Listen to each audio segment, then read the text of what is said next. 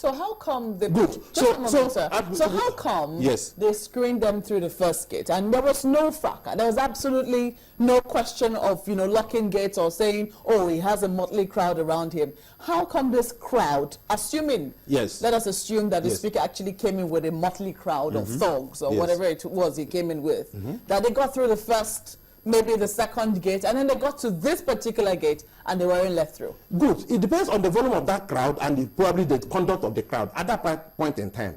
And like I told you, the thing was in stages. And this was like going to be the final stage. And you found out that it was at that point in time that that gate was being locked because they were overwhelmed. Let us agree that they were overwhelmed by this.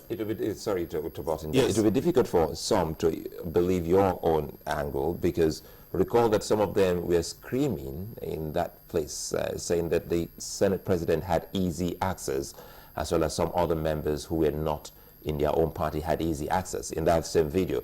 So it means that perhaps some of them would have witnessed that they were never screened. They had easy access, while those of them who got in there had to scale the fence. Good. The point is that the Senate President probably did not come with that kind of crowd. That's where you should address your mind to. What is the crowd that is... But those were members. Of course, you notice that the speaker himself was not physical. He conducted himself well. But it was the people who were beside him or were with him who are the people who caused this problem. Mr. K, can I ask a question? If, let's use, and let's leave the national, and use an analogy here. Let's use your house, for instance. Yes. You left your house yesterday, you went out, and you're coming back, and you find out that your security man refuses to let you in. For no reason. What would you do? Yes, you see, please acknowledge that this is an unusual situation. So what would you do? This house analogy, which of course I had somebody make mention of, yesterday on your Politics Today program, you are going to your house. That place is National Assembly. It's a facility belonging to the Federal Republic of Nigeria. So it's not the Speaker's house. If your is his office. It is his office. And you are he's trying to access the place. Why would you be stopped? The police says, hell, wait, we are going to screen you. And the point I'm trying to make is that if, for instance, they never said that. I still want to go with Marco's argument. He introduced himself.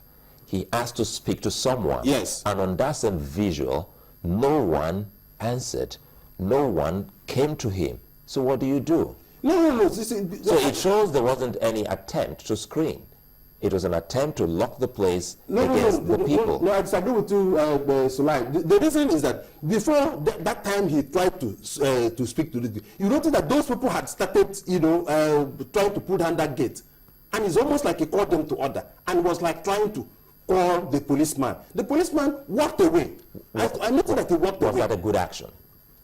No. The whole idea is that he was overwhelmed. It's almost the same thing the ordinary Nigerian goes through when they meet the policeman. You talk to a police officer even on the road. That's what we saw on that visual. And he would walk out on you. Why wouldn't anyone come to answer when he was speaking to them, even after introducing himself? Well, the whole idea is that the police says, I'm trying to quote the police now, and what I saw, that the speaker's assistants and those who are coming with him overwhelmed the police. And that was not the situation with the senior president who you are trying to compare with. The senior president came in a normal manner. And he got screened about 2 or 3 times. We're not trying to compare. Good. We're telling you from the visuals. I want to speak based on what I saw. Yeah, sure. From the visuals, some members accuse the Senate President of having easy access. If you say easy access, it means he wasn't screened the way they too were bad. They said it's not about screening. And I'm saying perhaps now the police has not even been speaking. The easy access may well be that he did not have the kind of problem that the speaker had.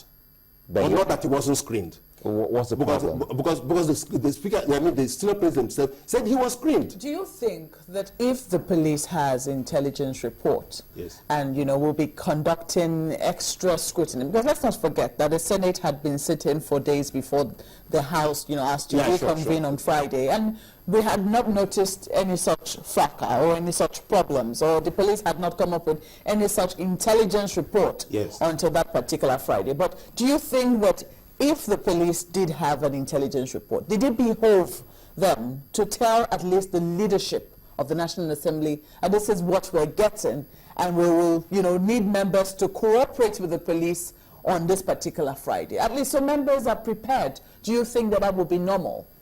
It depends on strategy. I don't think that it behoves on the police to first of all inform members and say, we are going to screen you people.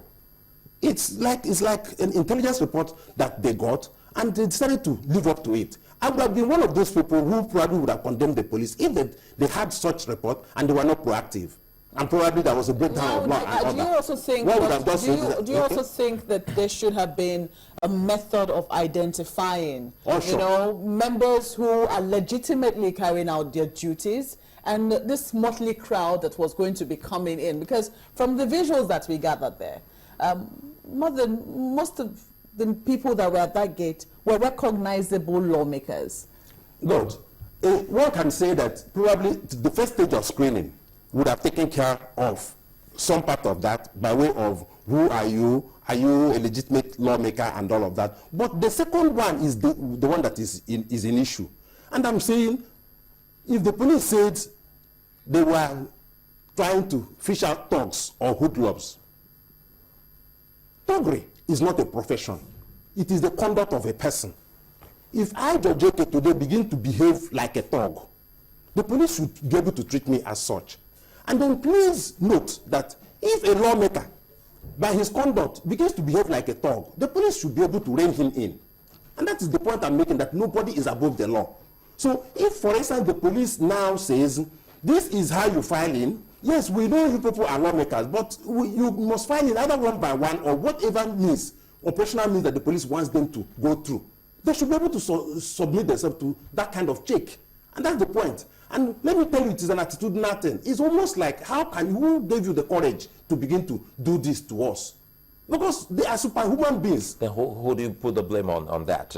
The police or the lawmakers? Because when you say the point I'm making, an attitude issue, yes, it's the same thing that I said. I observed. You beckon to a policeman, he walks out on you. Good. He ignores you. The attitude issue that I'm talking about is dual. Dual in the sense that here is a lawmaker that is greater than the rest of humanity, as it were, and being subjected to check that is meant for the rest of the people. What about a policeman? I want you to look at the police angle now, because you've been saying that police were my reply to making them look angelic in their act. And I'm saying that now, what would you say about the conduct of the police on that day? If someone introduced himself, you've been stopped, and you introduce yourself, and maybe you're speaking to the policeman, and he walks out on you, as some of them would do, take your papers and walk maybe into the dark.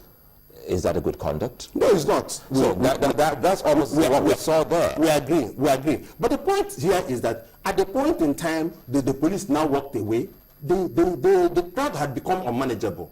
You notice that they have become unmanageable, they have become unruly. And like the point I am making, yes, you see, what is beclouding our analysis of this is that these are honorable members. Let us now ask ourselves, we are their conduct honorable? The question is, who provoked what? Because at that particular point in time, we want to believe that the lawmakers initially were very gentlemanly. Maybe they came down from there. Have been gentlemen, giving the first example I cited, when the speaker's vehicle was just coming in, and somebody had pushed the policeman away. On that particular example, which is not captured here, unfortunately, so I can't comment on the part that you saw. Let us also remember that this is not the first time it has happened. I think there was an event, was it in Kaduna or so? And the speaker's vehicle, I remember very clearly, the speaker's vehicle was subjected to such a search that the NSA had to issue an apology, because there was a protest that usually when the vehicle of, I think maybe a governor, a speaker of the National Assembly, or anybody who has an emblem on his vehicle signifying an office, there is some respect accorded to that kind of vehicle. We agree. And we do remember that the NSA did issue an apology on this particular matter the last time it happened.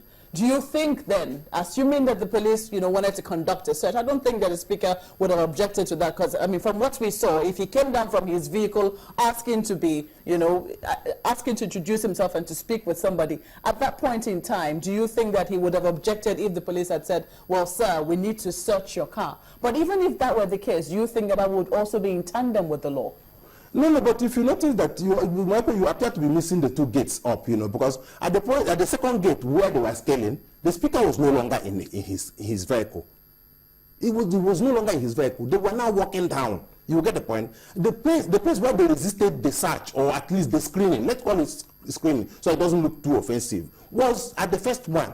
And since you said you didn't watch it, I watched it. Oh no, sir, there were two gates. The first one they had gone through. This was the second Good, gate. and at the and second then it was gate, the second one they actually went through, because we saw that the pedestrian gate was open at some point. Yes. And they went through and started walking. I mean, we have not even gotten to the part where they started firing tear gas at this. yeah, sure. It was when they had crossed this this particular gate where they were scaling.